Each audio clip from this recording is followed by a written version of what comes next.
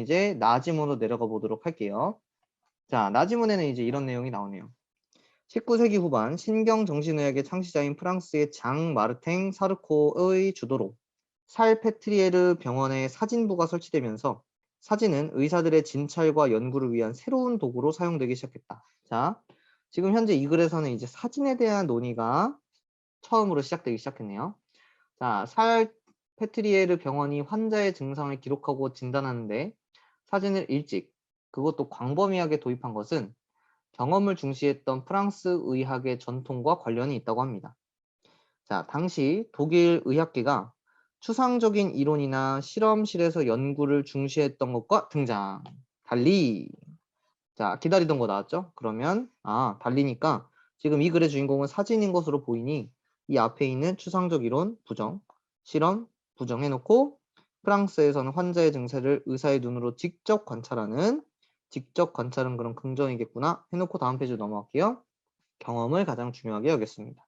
즉, 그럼 이 글에서는 사진과 경험은 같은 의미로 사용된다는 사실을 알고 계속 읽어나가는 거죠. 자, 계속 보겠습니다. 살페트리에르 병원에서 환자들의 사진 제작을 지휘한 사르코는 프랑스의 이 같은 경험주의 의학 전통을 여기 나오죠. 따르고자 하였습니다. 그럼 이제 대답해 주셔야 돼요. 이론보다는 경험. 자, 이론은 세모입니까? 동그라미입니까? 그렇죠. 이론은 세모. 경험을 중시했으며 경험은 동그라미. 실험실에서 연구. 자, 이것도 세모입니까? 동그라미입니까? 그렇죠. 얘도 세모. 직접 관찰하는 것을 선호해왔다. 이거는 동그라미. 자, 어때요? 너무 깔끔하게 딱딱딱딱 대응되는 거 보이십니까? 자, 그 다음 계속 보겠습니다. 샤르코는 환자를 진찰할 때 환자가 자신의 병에 대해 그에게 말하는 내용을 듣기보다는 진찰 내내 거대한 침묵 속에서 환자의 신체적 특징만을 눈으로 관찰하였다. 자, 이 부분 그러면은 밑줄 쳐야 되겠죠? 거대한 침묵 속에서 신체적 특징만을 눈으로 관찰했고요. 자, 말하는 내용을 듣는 것. 요것은 바로 어디에 해당한다? 그렇죠. 세모에 해당한다는 것을 딱 알아차리면 너무나 깔끔하게 정리가 된다고 계속 말씀드리고 있어요. 그리고 이를 통해 자신의 눈앞에 있는 환자들의 모습을 객관적으로 기록하고자 하였습니다. 그럼 만약에 추론 문제라고 해서 직접 관찰이 객관적이라는 말을 연결해서 선지가 나온다면 자, 여기에서는 이제 제시가 되어 있지 않았어요. 무슨 말이냐? 얘는 객관적이에요, 주관적이에요 라는 문제를 충분히 물어볼 수 있는 거예요. 주관적이라는 말이 여기에 나오지 않았지만 어떻게 알 수 있죠? 객관적으로 기록한대요. 뭐가? 신체적 특징만 눈으로 관찰하는 것은요. 근데 신체적 특징만 눈으로 관찰하는 건 직접 관찰이죠? 그러니까 직접 관찰은 객관적인 거예요. 그리고 그 반대에 되는 이 실험실에서의 연구는 주관적이 되는 것이죠.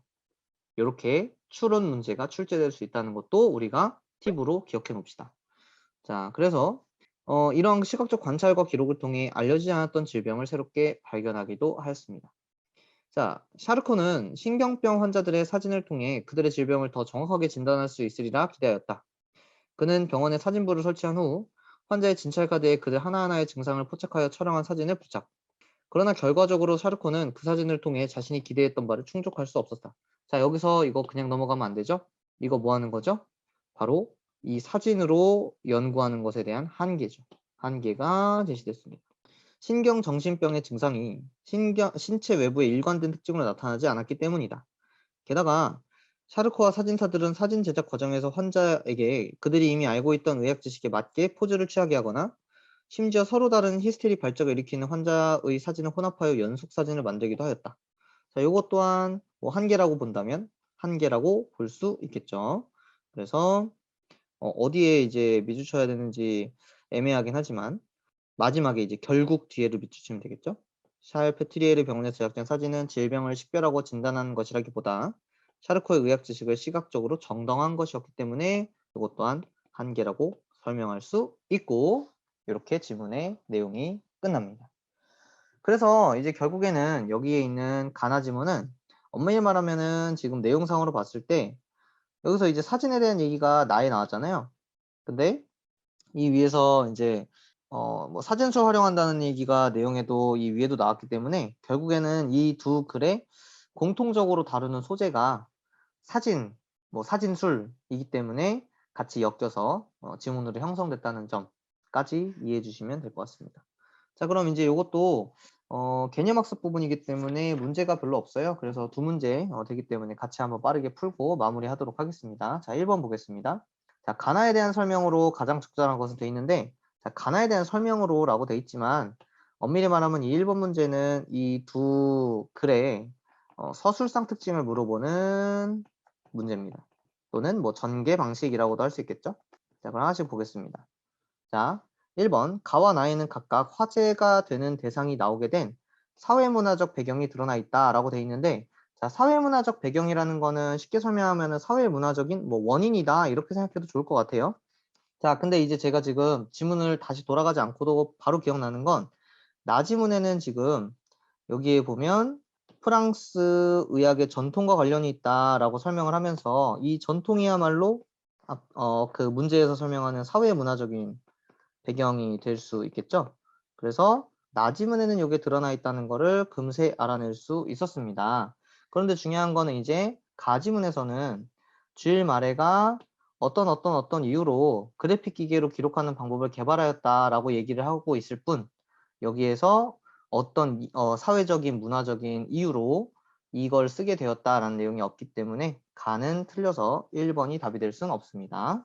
자, 그 다음 2번 가와 나에는 각각 화제가 되는 대상의 제작 방법이 변화되어가는 과정.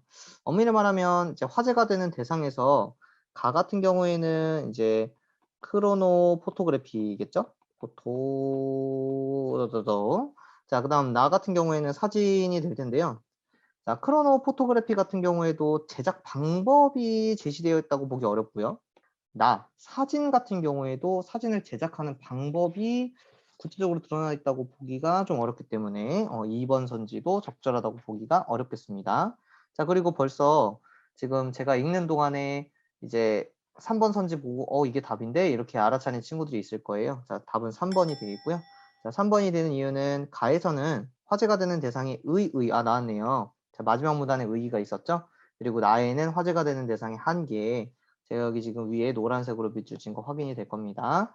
그렇기 때문에 3번이 정답이 되겠습니다. 자, 그럼 4번. 가에서는 화제가 되는 대상과 관련된 인물, 즉 마레가 등장하고요.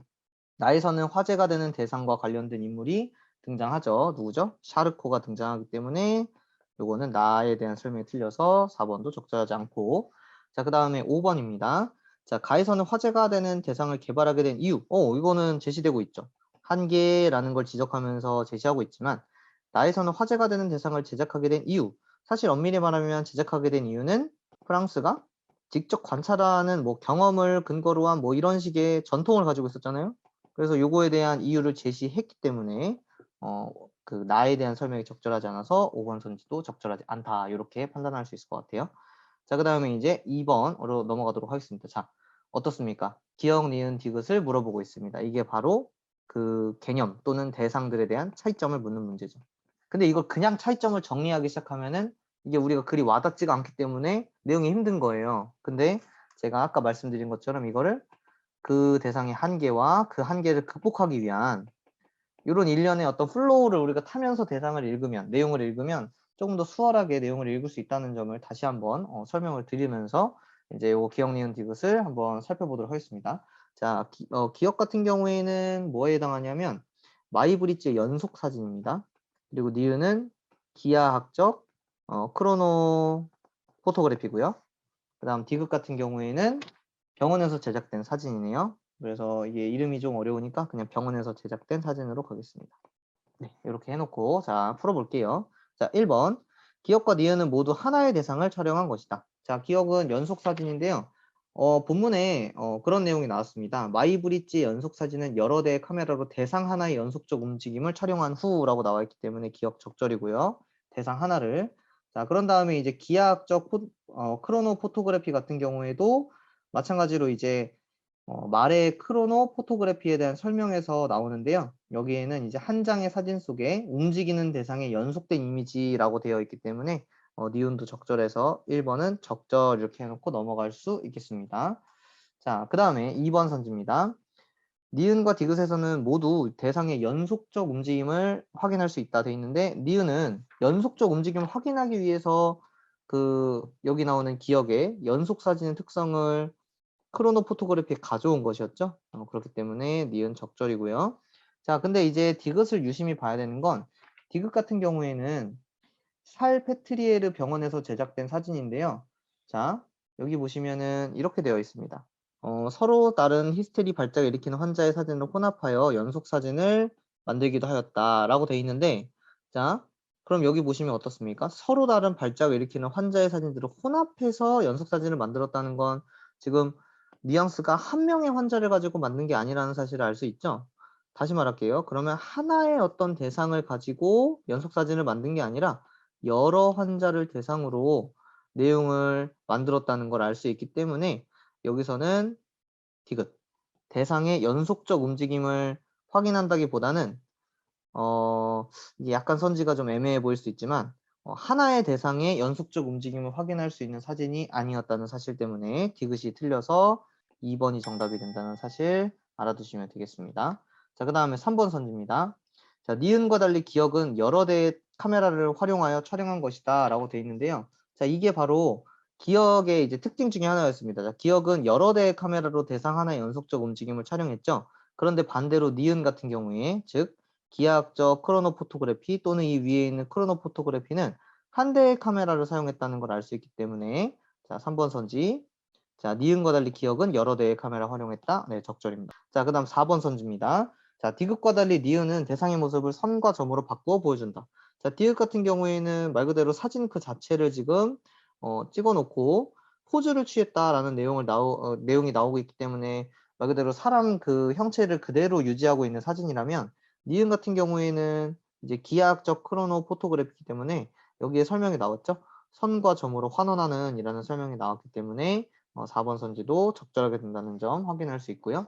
자, 마지막 선택지입니다. 기억과 달리 디귿은 대상의 외면을 통해 내면의 문제점을 파악하기 위한 것. 아, 이거는 굉장히 좀 생각해 봐야 될 어휘들이 좀 있네요. 자, 대상의 외면을 통해 내면의 문제점을 파악한다. 자, 이게 무슨 말이냐. 이 위에 가서 한번 보도록 하겠습니다. 여기에 이제 이렇게 나오죠.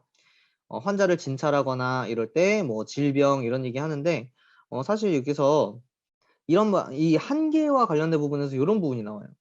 신체 외부의 일관된 특징으로 나타나지 않았다. 즉, 이 사진을 통해서 뭔가 병을 치료하는 또는 병을 감별하는 요것이 한계가 있었다는 내용을 통해서 우리가 알 수 있는 사실은 사진은 신체 외부의 일관적인 특징, 그러니까 신체 외부를 관찰하면서 이제 병을 알아내고자 하는 어떤 기술이라고 우리가 추측할 수 있었습니다. 그렇기 때문에 지금 여기에 나오는 디귿은 대상의 외면을 통해 뭔가를 파악하려고 하는 거는 매우 맞는 말이고요. 자, 그 다음에 이제 내면의 문제점을 파악한다는 거는 여기에 이제 또 한계 부분에 나오는 거죠. 자, 신경정신병의 증상은 일관된 특징으로 나타나지 않았다는 거는 기본적으로 이 신경정신병은 외부에 드러나지 않는 것이라는 것을 또 우리가 추론할 수 있고, 즉 이것은 어떤 내면의 증상이라면 이것은 외면의 어떤 것이다라는 걸 우리가 추측할 수 있어서 5번 선지의 디귿에 대한 설명은 적절하다라는 걸 알 수가 있습니다. 자, 그리고 이제 기억 같은 경우에는 기억에 이제 앞에서 보면 연속 사진인데요. 엄밀히 말하면 이 연속 사진은 어떤 목적에 의해서 사용되는지를 본문에 설명하고 있지 않습니다. 그렇기 때문에 방금 설명했던 이 디귿과의 기억의 차이점에서 기억은 뭐 문제점을 파악하려고 만든 건지 그렇지 않은 건지 알 수가 없는 부분이기 때문에 달리라고 표현했을 때 뭐 확실하게 맞다 이렇게 보기도 뭐 애매하다고 만약에 볼 수도 있지만 그렇다고 확실하게 틀리다라고 볼 수도 없기 때문에 요거는 정보 없음으로 처리해서 5번 선지는 맞다 이렇게 처리할 수 있겠습니다. 네, 이렇게 처리할 수 있겠고요. 자, 다시 한번 2번 선지가 답인 이유는 자, 디귿에서는 모두 대상의 연속적인 움직임을 확인할 수 있다라는 부분에서 헷갈리면 안 됩니다. 자, 디귿이 그럼 왜 연속적 움직임을 확인할 수 없는지를 다시 한번 보도록 할게요. 자, 여기 보시면 일단 병원에 사진부를 설치한 후 환자의 진찰 카드에 그들 하나하나의 증상을 포착하여 촬영한 사진을 부착하였다 라고 했죠. 그리고 신경정신병의 증상이 나타나지 않았다 해놓고 그 다음에 여기에 뭐 포즈를 취했다 또는 서로 다른 발작을 일으키는 사진들을 혼합하여 연속 사진을 만들기도 하였다. 그러니까 아까 제가 이 부분만 읽어드린 이유도 이 연속 사진이라는 단어 때문에 2번 선지를 헷갈릴까 봐 언급을 드렸던 거였어요. 자, 그런데 중요한 거는 다시 한번 우리 언급하고 넘어가면, 자, 환자의 사진들입니다. 그럼 다시 얘기하면 여러 환자의 사진이고요. 이것은 하나의 대상의 연속적인 사진이 아니라는 것. 다시 한번 요거를 우리가 딱 명확하게 이해하고, 아, 2번 선지의 디귿이 아니구나 라는 거를 이해하면 되겠습니다. 네, 오늘 비문학 내용 설명 여기까지고요. 다음 지문은 이제 계속해서 개념학습 지문을 설명할 건데, 혹시나 이제 이 영상을 보면서 질문이 생기거나 아니면 선생님 이거는 제가 뭐 이번에 기말고사 때 꼭 들어가는 지문인데 좀 설명해 주셨으면 좋겠습니다. 라는 질문이 있으면 댓글이나 아니면은 뭐 오픈 카톡으로 요청을 하시면 바로바로 그 피드백, 아니 그 질문의 내용을 이제 수용해서 제가 피드백 관련된 내용을 보내드리도록 하겠습니다. 네, 오늘은 여기까지 하도록 하겠습니다.